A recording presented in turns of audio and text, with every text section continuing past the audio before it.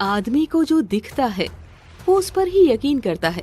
इसीलिए इंसान मानता है कि हमारे इस संसार के अलावा कोई दूसरा संसार मौजूद नहीं है। लेकिन हमारी ये दुनिया हजारों रहस्यों से भरी है, जिसमें न जाने कितनी और दुनिया बसी है। और हमारी आज की कहानी भी इसी पहलू पर आधारित है, जहां आरव और उसकी पत्नी सीमा और उसकी 10 साल की बेटी जूही ये सब एक रिजॉर्ट में छुट्टियां मनाने जाते हैं, और जिसके बाद उसकी जिंदगी हमेशा हमेशा के लिए बदल जाती है। और हमारी ये कहानी भी शुरू होती है आरव, उसकी पत्नी सीमा और उसकी बेटी जूही से, जहां हाल ही में जूही की स्कूल की छुट्टियां पड़ी हैं। और इन छुट्टियों का पूरा मजा लेने के लिए आरव अपने परिवार के साथ छुट्टियां बिताने के लिए शहर के कुछ घंटों की दूरी पर एक रिजॉर्ट में जा रहा है। रिजॉर्ट में पहुंचने के बाद वो तीनों काउंटर पर जाते हैं और आरव काउंटर पर बैठे मैनेजर से कहता है, एक्सक्यूज मी, अरे भाई देखना, हमारे नाम से यहाँ पर कमरा बुक होगा। जी सर। और मैनेजर उन्हें रूम की चाबी पकड़ा देता है। जिसके बाद आरव सीमा और जूही के साथ कमरे में चला जाता है। कमरे में थोड़ी देर रेस्ट करने के बाद वो सभी रिजॉर्ट के अम्यूजमेंट पार्क वाले हिस्से में चले जाते हैं। और कुछ देर अम्यूजमेंट पार्क में घूमने के बाद सीमा को वहाँ एक सेक्शन दिखाई देता है, जिस पर मिरर भूल भुलैया लिखा होता है। सीमा उसे देखकर कहती है, आरव ये देखो भूल भुलैया, चलो इसमें चलते हैं, मैंने सुना है इसमें बहुत मजा आता है। आरव सीमा की बात मानकर सीमा और जूही के साथ उस सेक्शन में एंटर हो जाता है। और सेक्शन में एंटर करने के बाद आरव देखता है कि काउंटर पर एक अजीब सा दिखने वाला बूढ़ा आदमी बैठा है। आरव और उसकी फैमिली को देखकर बूढ़ा आदमी अजीब सी आवाज में कहता है, आओ बेटा, अंदर आओ, मुझे तुम्हारा ही इंतजार था। बूढ़े की बातें सुनकर आरव को काफी अजीब लगता है और वो सीमा से कहता है, सीमा यार, मुझे ये जगह ना बिल्कुल ठीक नहीं लग रही है, चलो कहीं और चलते हैं। यार तुम बड़े अजीब हो, कुछ नहीं होगा, अंदर चलो, मजा आएगा। तुम्हारी पत्नी सही कह रही है, एक बार अंदर जाकर तो देखो, तुम्हारी जिंदगी ना बदल जाए तो कहना। सीमा की बात मानकर आरव बूढ़े से 3 टिकट ले लेता है और सीमा और जूही के साथ अंदर जाने लगता है कि तभी बूढ़ा आदमी कहता है, रुको, तुम एक साथ अंदर नहीं जा सकते, तुमको एक एक करके अंदर जाना होगा, क्योंकि ये हमारी भूल भुलैया का नियम है।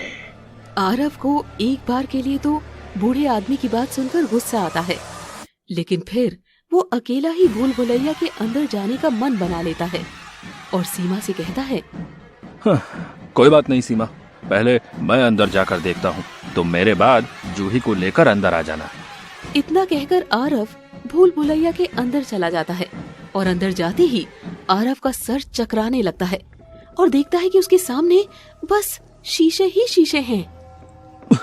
अरे जितना सोचा था ये जगह तो उससे भी अजीब है, चलो पर कोई नहीं, मैं आसानी से इस जगह से बाहर निकल जाऊंगा।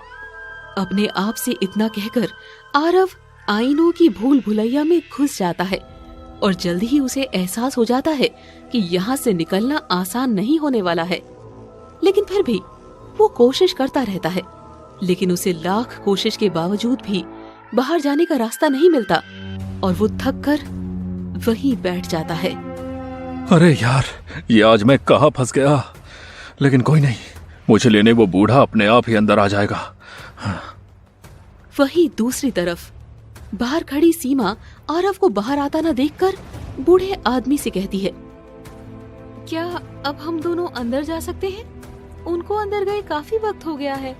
अरे बेटी, अपने पति को अंदर थोड़ा मजा तो लेने दो, टिकट लिया है तो तुम उसे अकेले रास्ता खोजकर बाहर आने दो। बूढ़े आदमी की बात सीमा को अजीब तो लगती है, पर चाहते हुए भी वो कुछ नहीं बोल पाती। वहीं दूसरी तरफ भूल भुलैया में फंसे हुए आरव पसीने पसीने हो चुका है और उसे समझ में आ चुका है कि उसे लेने के लिए कोई भी नहीं आने वाला। लेकिन वो चिल्लाना शुरू कर देता है, सीमा, सीमा, जूही, जूही, कोई है? प्लीज, प्लीज बचाओ मुझे, बाहर निकालो मुझे यहाँ से। कोई है? मेरी आवाज आ रही है तुम्हारे तक? कोई मुझे सुन रहा है क्या? आरव की चीखें बाहर खड़ी सीमा के कानों तक भी पहुंच जाती है और सीमा आरव की आवाज सुनकर घबरा जाती है और बूढ़े से कहती है, ये तो आरव की आवाज थी। लगता है वो अंदर किसी मुसीबत में फंस गए हैं। आप अंदर जाकर उन्हें बाहर निकाल कर लाइए। अरे बेटी, तुम डर बहुत जल्दी जाती हो। कुछ नहीं हुआ है तुम्हारे पति को, है? भरोसा रखो, कुछ देर बाद वो खुद बाहर आ जाएंगे। वहीं दूसरी तरफ आरव का डर के मारे बुरा हाल हो चुका है और समझ चुका है वो कि ये कोई नॉर्मल भूल भुलैया नहीं है और डर के मारे उसका बुरा हाल हो चुका है और उसे कुछ समझ में नहीं आ रहा होता कि अब वो करे तो क्या करे। तभी आरव को बाहर खड़ी सीमा और जूही की याद आती है और वो मन ही मन कहता है, मुझे कैसे भी करके यहाँ से बाहर निकलना ही होगा। बाहर सीमा और जूही अकेली हैं। अकेली अगर वो भी अंदर आ गई तो वो दोनों भी यहाँ फंस जाएंगी। और अपने आप से इतना कहकर आरव फिर से उस भूल भुलैया से निकलने का रास्ता खोजने लगता है और तभी उसे एक दरवाजा दिखाई देता है। दरवाजा? लगता है यही इस भूल भुलैया से बाहर निकलने का रास्ता है।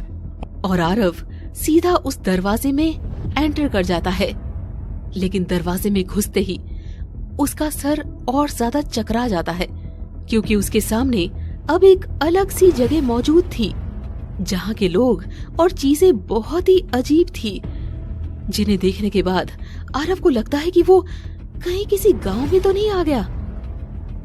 अरे, ये मैं कहाँ आ गया हूँ? ये तो कोई गांव लगता है, पर मैं यहाँ कैसे आ गया? मैं तो उस भूल भुलैया में था। तभी आरव के सामने से एक आदमी गुजरता है जिसे देखकर आरव कहता है, हेलो भाई, अरे भाई सुनना, ये कौन सी जगह है? लेकिन वो आदमी आरव की बात का कोई जवाब नहीं देता।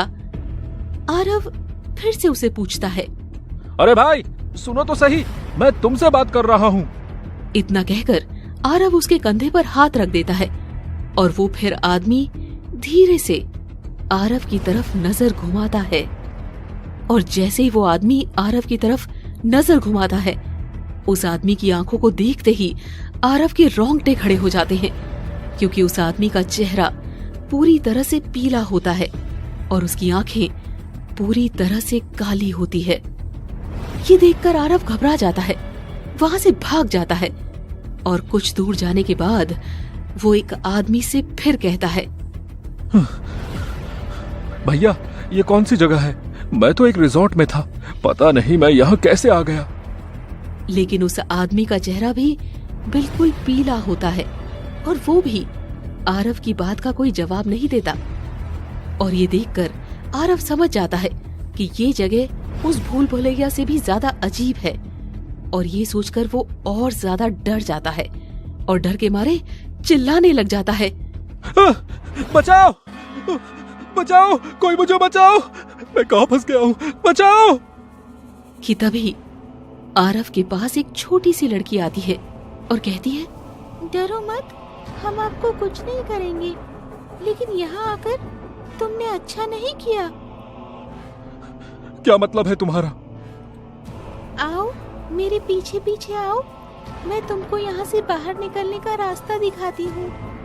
इतना कहकर वो लड़की चलने लग जाती है और आरव भी उसके पीछे चल देता है, लेकिन तभी वो छोटी लड़की रुक जाती है और उसकी गर्दन पूरी तरह से रोटेट हो जाती है। ये देखकर आरव डर के मारे चीखने लग जाता है और उस गांव में मौजूद सभी लोग आरव की तरफ देखने लग जाते हैं और आरव को चारों तरफ से घेरने लग जाते हैं। वहीं तीसरी बार फिर से बाहर खड़ी सीमा को आरव की चीखने की आवाज सुनाई देती है, बचाओ, कोई बचाओ मुझे, ये क्या है, बचाओ। और वो इस बार समझ जाती है कि पक्का अंदर आरव के साथ कुछ बुरा हो रहा है, इसीलिए वो बूढ़े आदमी से कहती है, तुम जल्दी से मेरे पति को जाकर बाहर लाओ, वो पक्का किसी मुसीबत में है। अरे बेटी, तुम तो खामखा चिंता कर रही हो। तुम्हारे पति को बाहर आने का रास्ता बस मिलने ही वाला है।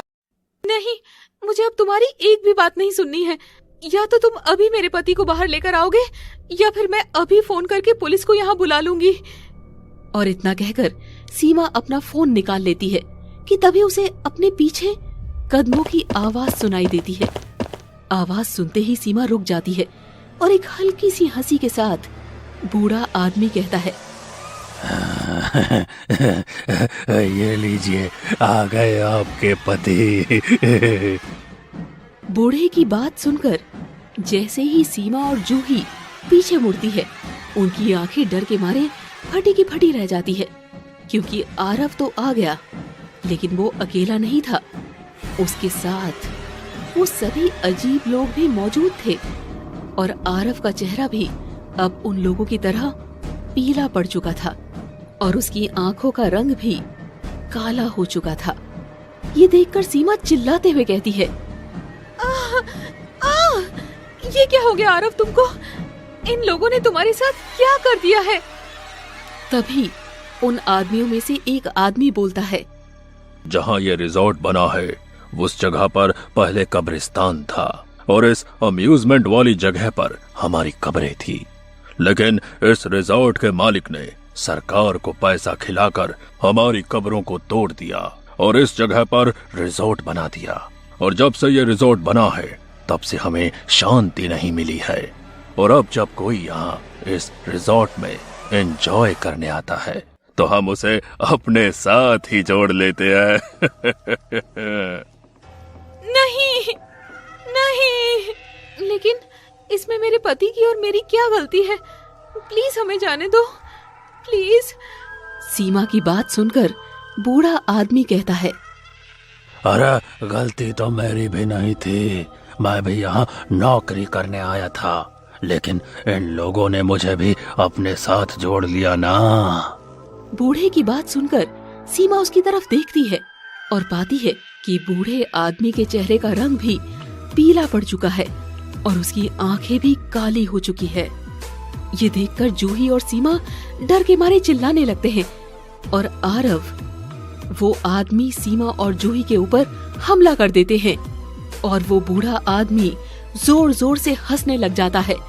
और कुछ देर बाद जूही और सीमा भी आरव की तरह बाकी लोगों में शामिल हो जाती है और उनके चेहरे का रंग पीला पड़ जाता है और उनकी आंखें भी काली पड़ जाती है। Thanks for watching Scary Drive.